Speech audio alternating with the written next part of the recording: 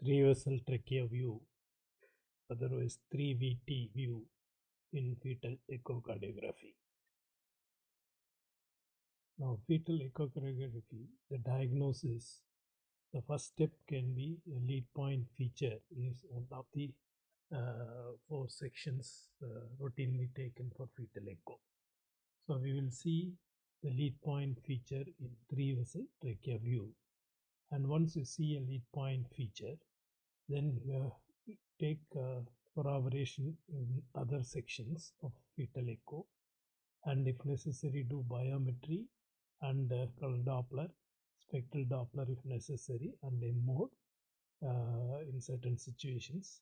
With all this, you arrive at a simple anomaly.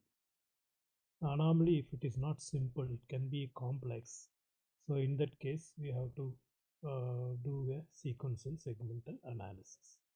Now the lead point feature on 3VT, the various appearances are depicted as schematics here, and there can be 34 different anomalies which present as a lead point feature on 3 vessel trachea view. If you would like to go through the lecture, please log on to sonoshare.in and see for the lecture under fetal echo. Thank you for your patience.